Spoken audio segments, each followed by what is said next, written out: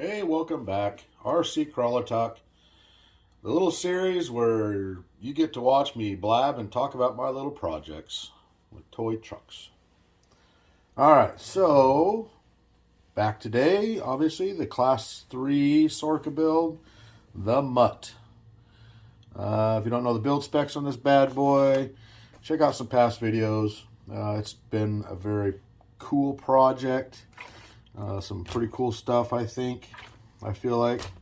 Got some more runtime on it. Last video, we were talking about, siping the tires. Where do I go? The 2.2s, 47519, yada, yada, yada. I'm going to run these tires for a while. I think they're handling pretty good. They got lots of grip, lots of traction, especially with all the siping going on. I'm just going to drive and get used to it, and then we'll go from there. As you can see, I got my styrene interior build. Just cut out some 030 pieces of styrene. I did the floorboard, and actually these seats are actually modeled.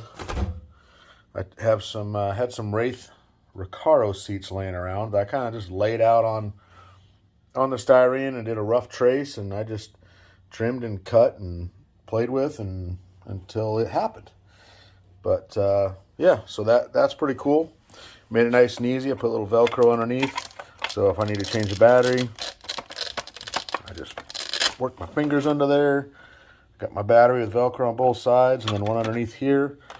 I need to do something with the other side because it kind of wants to bounce around. Looks kind of hokey. So we'll get to that, and then probably do something in the front of the floor. You can kind of see little wires in there. Let's see.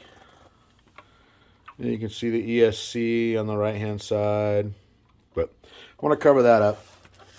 But right now, the way she sits, she's sitting at 50 scale points. Also, a new addition you can tell is I added some tube to the back. All right, it's kind of a bear, but once I unbolt the cage from the body, now I got 6 points. I got 2 more in the back. And this was mainly because, man, I took a couple good hard tumbles and I come down and I landed on top here, and you can tell they're just getting, the body's just getting hammered. And one of these times I was afraid I was going to come down and land on top of this and it's just going to break. And I don't want that. There's a lot of time and effort into this, into the custom body mods, as you can tell. Thanks, Ed. And Justin for the paint. 419 Customs, Candyman. All right, so I added these on there just to kind of give a little protection. It's going to take some side hits probably, but the direct down I wasn't feeling happy with. And at some point also, oh, look at that, it's just sickening. I took a good hit on the front at some point and cracked the seam, so it's going to have to go to the body shop, get cut out and get filled in. We'll strengthen it up. But yeah, so far I'm pretty happy with it. I did a cash comp with the GU off-road guys. Took second place in the first 2 courses. I made second of the top 5. And then last place for the finals because of my dumb decision making. No matter how good your truck is, you're still going to go where the driver points it. It was mine to lose, and I lost it. But, lesson learned. We'll continue on. If you haven't seen that, check out GU Off-Road YouTube channel and their finals video. I still watch it. I still going to just knock my head against the wall. Dumb, dumb, dumb. Listen to your winch man. Right, Kirk? Don't get greedy. It's all for fun. I love it. It's a good time. What else? What else did I do? Oh, I got a bent shock in the back. Look at that. Twink. Full compression. It just stays up. The actual shock shaft is bent. You can kind of see it in there. So I got to change that out. Again, that was one of those hard tumbles. I'll probably come down on the side or something. I got shafts on the wall, so we'll get to that. Change up some oil weight in the shocks and see if that helps out at all. Let's see. What else do we want to talk about? Not much, man. This thing's working pretty good. Just got to get used to driving it. Got to get used to using the rear steer when you need it. And don't use it when you don't. The best modification you can do to any vehicle is drive it. Drive it, drive it, and drive it some more. Got to get used to how it works. Got to get used to how it performs and handles. So, but there are always some stuff you can do, like this big old brass diff cover. This is a Hot Racing. Yep, Hot Racing. It was a really abrupt edge at the bottom. So what I did, I just took it off, took my belt sander, and I rounded it off. So hopefully it helps the transition and slide over stuff a little, rocks a little better. Seemed to help. This last competition, scale comp, Pacific Northwest RC crawlers. So not only did I get the tire sight, modified that, added some cage, I also put standard gear ratio in the ring and pinion in the front axle. So if you remember right, I have the TGH Creep T transfer case, which gives you 30% overdrive to the front. And I was running underdrive gears front and rear. So I just had a straight 30% overdrive. Well, I added the standard ring and pinion to the front, and that's about, I think it's 8 to 10%. I could be wrong, but it gives a little more overdrive. So with the four-wheel steer rig, you got all the steering you want in the world. Well, hopefully, right? That's the idea. I might give it one more chance with that ring and pinion, but I kind of feel like with the underdrive and just 30% and four-wheel steer, it performed better. It handled better. The side hilling. So, but I'm going to give the standard rotation, the 38 to 40% overdrive, one more chance. Maybe a couple more battery runs on it. We'll see how it does, but I kind of have a feeling I'm going to go back to the standard ring and pinion. So we'll see how that does. Still kind of, I might play with some foams. I don't know. Like I said, the best thing I'm going to do, I'm just going to keep driving it and try to get used to it, because this thing is pretty doggone capable. I'm digging it. I like the way it works. It's pretty stable. What else did I have to do? Oh, I had to, I also noticed that on my chassis, my scattergun V2 chassis, well, let me just show you. All right, that was a quick second, I know. So after one of the last comps, I can't remember which one it was, I got to looking, and the body, the rear bumper, just didn't line up with the body anymore. And I was trying to figure out what the heck happened. Did I bend the bumper? Yada, yada, yada. Well, what I ended up finding out was I did not have these chassis braces in there. And what I come down, I must have hit hard enough over here to where it kind of tweaked the rails over one way. So that offset everything. You know, as you can tell, my rear suspension links here and here, they're pretty close to the frame, and there's enough slop because of the lack of triangulation on those upper links. I mean, who knows? Maybe I come down and smashed it over on that. I'm not sure. But I tweaked these. So that was kind of a bummer. It was kind of a dumb rookie mistake. Add your chassis braces to strengthen the whole rails up. It will help. Yeah, you don't want to do a build like this and get it all together and not, you know, just forget about those. So, but when I had to do it, I had my upper links. You can tell my upper links are a bent fashion. And I think these are actually a lower link at one time. But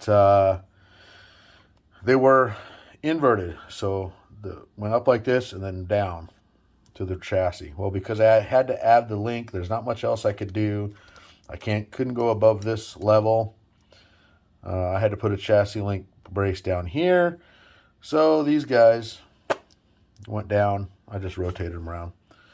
So I did that. Yeah, that's pretty much everything that I did to it.